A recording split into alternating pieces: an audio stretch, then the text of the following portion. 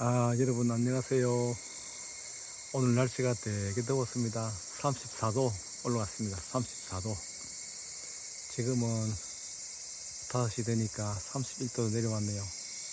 선선한 느낌을 받고 있습니다. 우리 집은 지금 건너지고 있는데 저쪽 반대편에는 서쪽 햇빛을 받아가지고 완전 아직도 더워 보이네요. 두 번째 이야기 하겠습니다. 국민연금을 해약을 했습니다.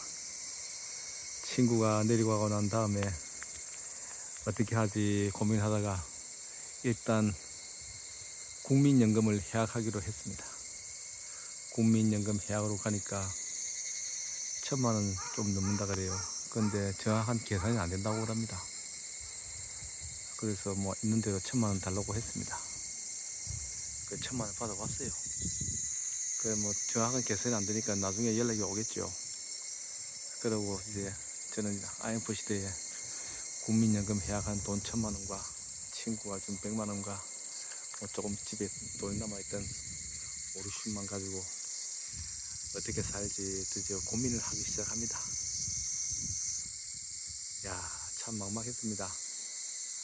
그래가지고 아침에 일용직 또 나가보았습니다. 근데 일용직 사람이 너무 많아요.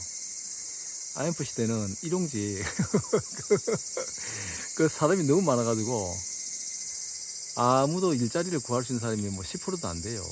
그리고 또 젊고 팔팔한 사람들, 경력 있고 좀 해보고 젊고 그런 사람들 데리고 가지, 안 그런 사람들은 아예 뭐 차비만 쓰고 기다리다가 그냥 옵니다.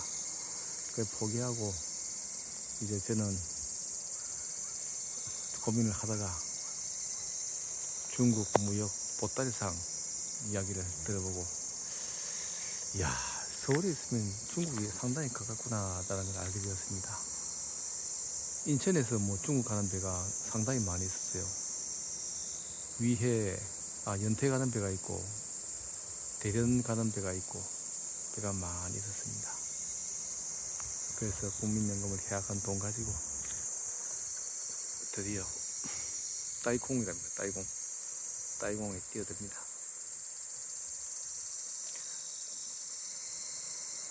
따이공 해보신 분도 알겠지만 처음에는 거의 수입이 없어요.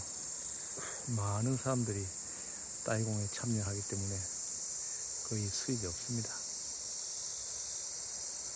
그래도 겨우겨우 밥은 먹고 살았어요. 따이공 하면서 그 생활 한 2년 정도 한 것 같습니다. 2년 정도 하는데 친구가 일본에 보따리상 하는데 보따리상 어떠냐고 연락이 왔습니다.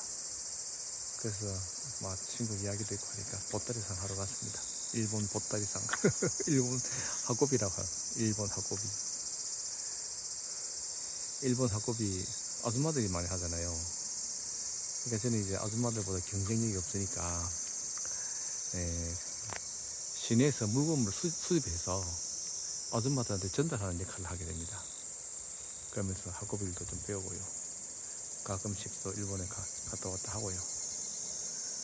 뭐 그렇게 해서 그럭저럭 먹고는 살았습니다. 오늘 이야기는 여기까지만 하겠습니다. 여러분 더운 여름 잘 보내십시오. 몸 건강하세요.